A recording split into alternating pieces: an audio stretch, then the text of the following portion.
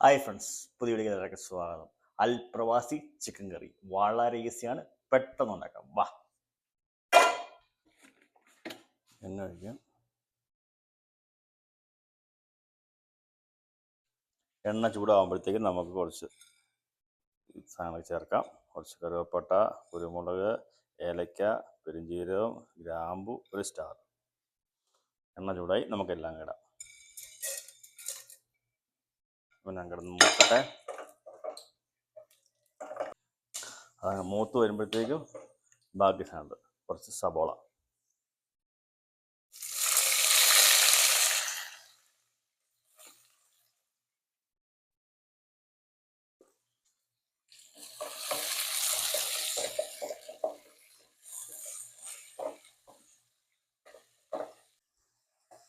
സവോളയൊക്കെ വഴത്ത് വരുമ്പോഴത്തേക്കും അതിനകത്തേക്ക് പച്ചമുളക്, ഇഞ്ചി, വെളുത്തുള്ളി ഒന്ന് മിക്സ് ചെയ്യാം.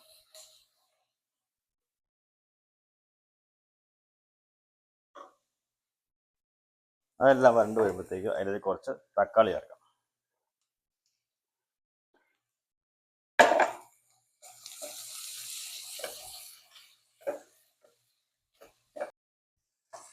കുറച്ച് കരിവേപ്പിലയും കൂടി ചേർക്കാം.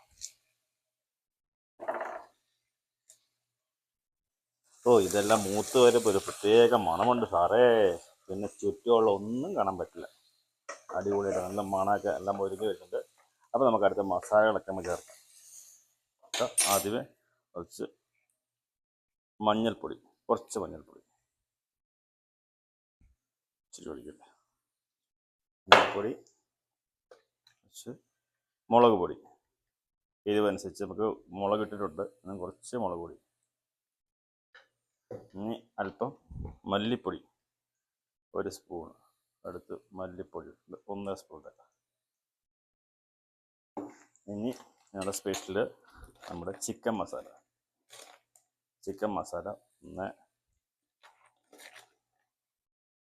2 സ്പൂൺ ചിക്കൻ മസാല, 2 കടുവ. ഇതെല്ലാം ജസ്റ്റ് ഒന്ന് മൂത്ത് വരുമ്പോഴത്തേക്ക് നമുക്ക് ചിക്കൻ ചേർക്കാം.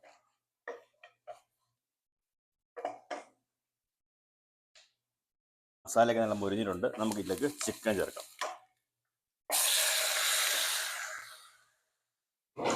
എന്നിട്ട് നന്നായിട്ടൊന്ന് മിക്സ് ചെയ്യാം.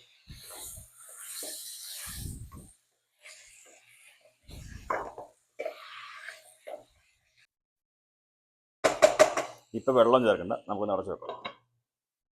മൂടി ഒന്ന് ഓപ്പൺ ആക്കാം. ജസ്റ്റ് ചെറുതായിട്ട് നമുക്ക് ഇപ്പം മസാലയൊക്കെ പിടിച്ചിട്ടുണ്ട്. ഇനി നമുക്കിതിലേക്ക് വെള്ളം ചേർക്കാം.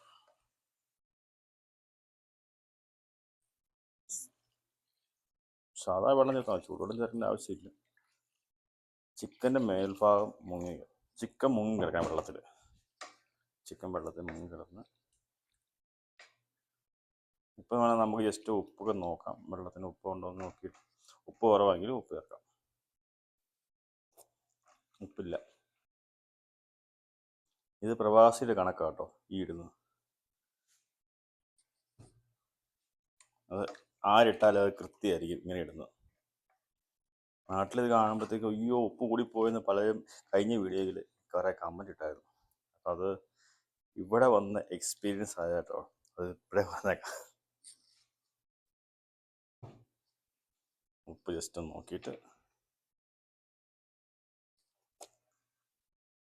ഉപ്പൊക്കെ ഉണ്ട്. ഇനി നമുക്കിത് മൂടി വെച്ചേക്കാം. ഇപ്പം നല്ല തിളയായിട്ടുണ്ട്. നല്ല തിളയാകുമ്പോഴത്തേക്ക് തിളച്ച് കഴിഞ്ഞാൽ പിന്നെ നമുക്ക് ലോ ഫ്ലെയിമിലേക്ക് മാറ്റാം. അത് കഴിഞ്ഞിട്ട് ഒന്ന് അടച്ചു വെക്കാം. അപ്പോഴത്തേക്കാണ് ശരിക്കും ചിക്കൻ്റെ ചാറൊന്ന് കുറുകുക. നമ്മൾ ചിക്കൻ കറി ഇതാ റെഡി ആയിട്ടുണ്ട്. ചോറിൻ്റെ കൂടെ ചപ്പാത്തിയോടെ കഴിക്കാൻ പാകത്തിനാണ്. അപ്പം വീഡിയോ ഇഷ്ടമായ ലൈക്ക് ചെയ്യാൻ മറക്കല്ലേ. അപ്പോൾ അടുത്ത വീഡിയോ കാണാം. ബൈ.